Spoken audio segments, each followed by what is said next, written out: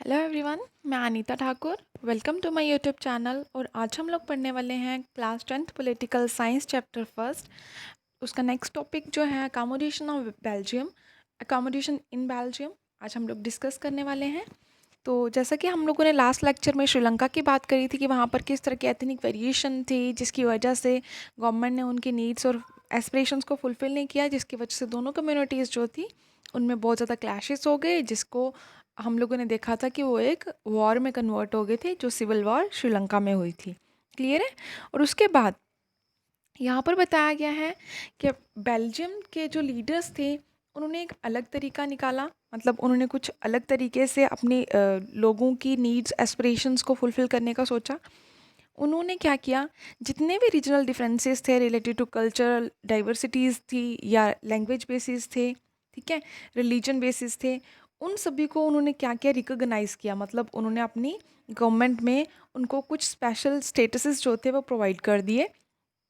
अब 1970 से 1993 के बीच का जो टाइम पीरियड था, इन ईयर्स में उन्होंने अपने कॉन्स्टिट्यूशन को, बेल्जियन कॉन्स्टिट्यूशन को 4 बार अमेंड किया, मतलब 4 बार उसमें चेंजेस किए, ताकि उसमें प्रॉपरली हर एक पर्सन जो है वो, मतलब कंट्री के अंदर एक ही गवर्नेंस के अंदर वो, मतलब इजीली रह सके, किसी भी तरह का उनके साथ मिसबिहेव ना हो। ये जो एग्रीमेंट था वो किसी भी कंट्री में ऐसा कॉन्स्टिट्यूशन नहीं था जहाँ पे हर एक कम्युनिटी की डिमांड को सुना जा रहा था। और ये बहुत ही इनोवेटिव था, बहुत ही न्यूली इसको इवॉल्व किया गया था। तो अब चलिए जानते हैं उसके बारे में कि बेल्जियन मॉडल जो था उसमें कौन कौन से एलिमेंट प्रेजेंट थे। फर्स्ट यहाँ पे बताया गया, कॉन्स्टिट्यूशन जो था उसमें डच स्पीकिंग और फ्रेंच स्पीकिंग मिनिस्टर्स जो थे उनकी इक्वल नंबरिंग थी सेंट्रल गवर्नमेंट में। कहने का ये मतलब है कि सेंट्रल गवर्नमेंट में दोनों लैंग्वेजेस जो थे उनके रिप्रेजेंटेटिव जो थे वो चुने गए थे सेम नंबरिंग में, ठीक है। अगर 5 जो हैं वो डच स्पीकिंग के हैं तो 5 ही फ्रेंच स्पीकिंग के होंगे, ठीक है। अब स्पेशल लाज जो थे उनको मेजोरिटी की सपोर्ट चाहिए होती थी, और ये जो मेजोरिटी सपोर्ट था वो हर एक लिंग्विस्टिक ग्रुप से लिया जा रहा था। इससे हम लोग ये दे सकते हैं कि कोई सिंगल कम्युनिटी जो थी वो अपने लेवल पे डिसीजंस जो थी वो यूनिलैटरली नहीं फॉर्म कर रही थी, मतलब सिंगली डिसीजंस को फॉर्म नहीं कर रही थी, किसी दूसरे के ऊपर अपनी विल जो थे वो इम्पोज नहीं कर रहे थे, मतलब अपनी मर्जी दूसरी कम्युनिटी के ऊपर थोप नहीं रहे थे, जैसे श्रीलंका में हो रहा था, सिन्हाला कम्युनिटी तमिल्स के साथ कर रही थी। क्लियर है। द नेक्स्ट पॉइंट में ये बताया गया, नेक्स्ट एलिमेंट जो है उसमें बताया गया कि बहुत सारी पार्ट्स जो थी वो सेंट्रल गवर्नमेंट के पास थी, और दो, मतलब स्टेट गवर्नमेंट्स जो थी रीजनल लेवल पे उनको भी पार्ट्स दी गई थी। स्टेट गवर्नमेंट जो थी वो किसी भी तरह से सेंट्रल गवर्नमेंट के कंट्रोल में नहीं थी। कहने का ये मतलब है कि सुबॉर्डिनेट, मतलब वहाँ पर सुबॉर्डिनेट गवर्नमेंट जो थी वो नहीं थी। अब ब्रुसेलिस जो थी, ब्रुसेलिस में एक सेपरेट गवर्नमेंट थी जहाँ पर दोनों कम्युनिटीज़ की इक्वल प्रेजेंटेशन होती थी, मतलब इक्वल उनके रिप्रेजेंटेटिव्स की नंबरिंग थी। क्लियर है। द नेक्स्ट यहाँ पर बताया गया, जो फ्रेंच स्पीकिंग पीपल थे उनको इक्वल प्रेजेंटेशन मिली थी, कहाँ पर, ब्रुसेलिस में। लेकिन जो डच स्पीकिंग कम्युनिटी थी उनको भी इक्वल रिप्रेजेंटेशन जो थी वो मिली थी सेंट्रल गवर्नमेंट में। क्लियर है।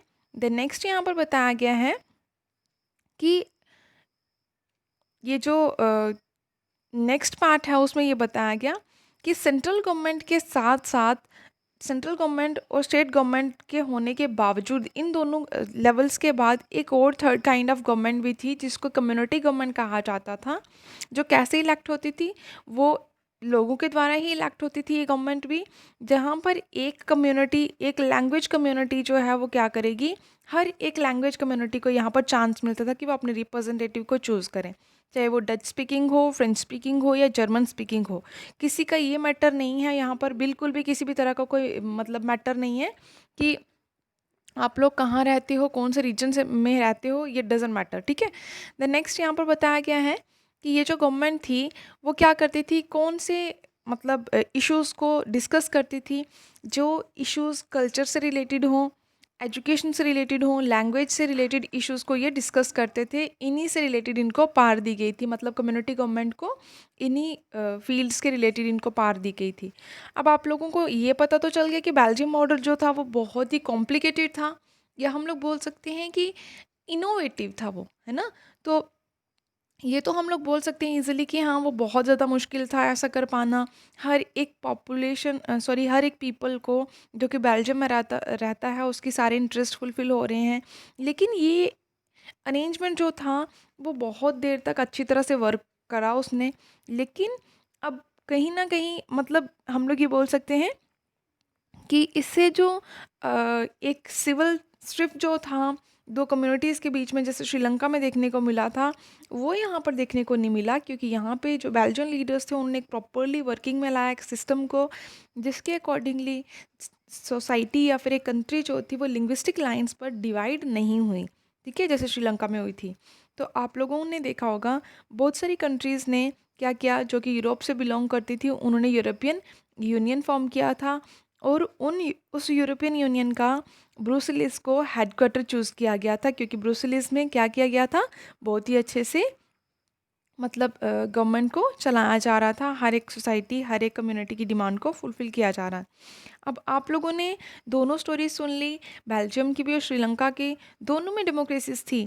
लेकिन दोनों का डेमोक्रेसीज के साथ डील करना बहुत ही अलग था। एक क्वेश्चन था कि पावर शेयरिंग किस तरह से उन्होंने करी है, मतलब दोनों ने पावर को अलग अलग लेवल पर शेयर किया था। जैसे श्रीलंका की बात करें तो उन्होंने कम्युनिटी मतलब कम्युनिटी वाइज नहीं, उन्होंने मेजोरिटी वाइज डिवीज़न किया था। सिन्हाला उसको ज़्यादा पावर्स एंड फंक्शंस प्रोवाइड करे थे, और तमिल्स को कम मतलब मिली थी पार्स वगैरह।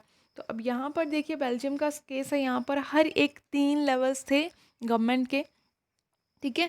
देन नेक्स्ट यहाँ पर बताया गया बेल्जियम लीडर्स जो थे उनको ये पता था कि अगर कंट्री को यूनाइट रखना है तो हमें सभी पीपल की फीलिंग्स और इंटरेस्ट को, जो कि हर एक कम्युनिटी से बिलोंग करता है, उनको इन्हांस करना होगा, उनको बढ़ावा देना होगा। और इसी के चलते इसका रिज़ल्ट क्या निकला कि वहाँ पर उन्होंने म्यूचुअली एक्सेप्टेबल ऐसा अरेंजमेंट किया जो हर एक पर्सन के लिए एप्लीकेबल था और हर एक पर्सन उससे खुश था। उसको पावर शेयरिंग कहा गया, मतलब एक प्रॉपर पावर शेयरिंग करी गई। श्रीलंका में देखा गया कंट्रास्टिंग एग्जांपल थी, वहाँ पर लोगों की डिमांड को फुलफ़िल नहीं किया गया था, और जिससे हम लोग को ये देखने को मिला कि मेजॉरिटी कम्युनिटी जो थी वो क्या कर रही थी, डोमिनेंस के ऊपर थी, मतलब डोमिनेंस कर रही थी अदर्स के ऊपर, तमिल्स के ऊपर, जिससे कि पावर जो थी वो शेयर करने से भी मना करते थे। और इससे हम लोग ये देख सकते हैं कि कंट्री की यूनिटी जो थी वो कहीं ना कहीं उसके साथ छेड़छाड़ हो रही थी, वायलेशन हो रही थी, जिसकी वजह से कंट्री जो थी वो डिवाइड हो गई थी। ठीक है, आई होप आप लोगों को समझ में आया होगा। Thanks for listening and may God bless you all.